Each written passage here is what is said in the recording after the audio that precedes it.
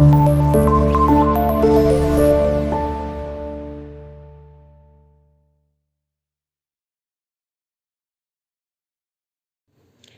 Friends, welcome to SVRL groups.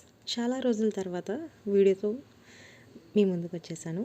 ఈరోజు video ఏంటంటే గోంగూర mutton ఎలా ప్రిపేర్ చేయాలో చూసిద్దాం రండి.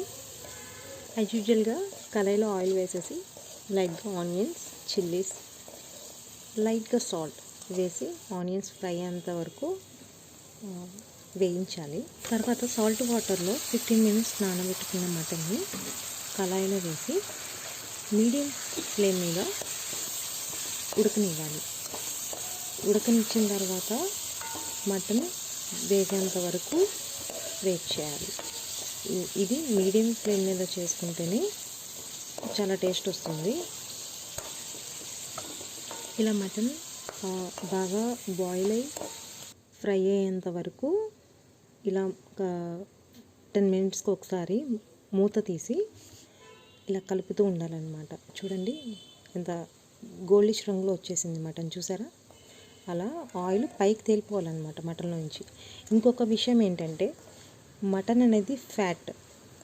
ఈ ఫ్యాట్ కంటెంట్ ఉన్నదానికి ఆయిల్ ఎక్కువ యాడ్ చేసి వండారనుకోండి, కొలెస్ట్రాల్ పెరిగి ఫ్యాట్ ఫామ్ అవుతుంది మన బాడీలో.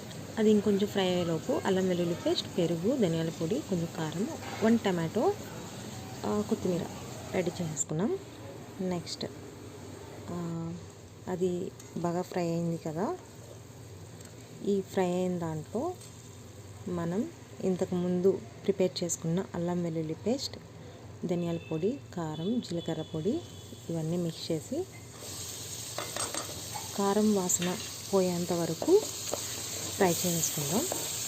ఎందుకంటే అది ఫ్రై అవ్వకుండా గోంగూర వేసామనుకోండి కారం స్మెల్ వస్తుంది అన్నమాట. కారం స్మెల్ పోయేంత వరకు ఇలా వీడియోలో చూపించిన విధంగా ఫ్రై నూనె తేలాలన్నమాట. దాంట్లో నుంచి నూనె తేలితే అప్పుడు కారం వాసన పోతుంది. చూడండి ఆయిల్ ఎలా బయటకు వచ్చిందో. ఇప్పుడు నేను ఒక టమాటో యాడ్ చేసుకున్నాను. టమాటో అనేది ఒక ఆప్షనల్. నేను సి విటమిన్ కావాలి కాబట్టి నాకు ఒక్క టమాటోను నేను యాడ్ చేసుకున్నాను కట్ చేసి. దీంట్లో మనం కొంచెం కొత్తిమీర వేసి కొంచెం లైట్గా ఆ టమాటో, ఈ కొత్తిమీర కొంచెం ఫ్రై అవ్వాలి. ఫ్రై అయ్యేంత వరకు ఇలా కలుపుకోండి. నేను దీన్ని మొత్తం మీడియం ఫ్లేమ్ మీద చేస్తున్నాను, ఎందుకంటే మనం వేసిన ప్రతి ఇంగ్రీడియంట్ మగ్గాలన్నమాట.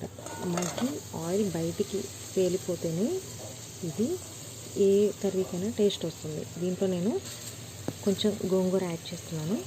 గోంగూర యాడ్ చేసి గోంగూర కూడా బాగా మగ్గి ఫ్రై అయ్యేంత వరకు మనం మీడియం ఫ్లేమ్ మీద హీట్ చేస్తూనే ఉండాలి. ఇలా మధ్య మధ్యలో ఒక 2 మినిట్స్కి ఒకసారి తీసి కలుపుతూ ఉండాలన్నమాట. చూడండి దీని నుంచి కూడా ఆయిల్ బయటకు వచ్చిన తర్వాత కొంచెం లిటిల్ వాటర్ యాడ్ చేశాను. నేను మూత పెట్టి ఒక 10 మినిట్స్ వరకు ఉడకనివ్వండి. నేను దీంట్లో కొంచెం జీడిపప్పు యాడ్ చేశాను, కొంచెం ఫ్లేవర్ కోసం.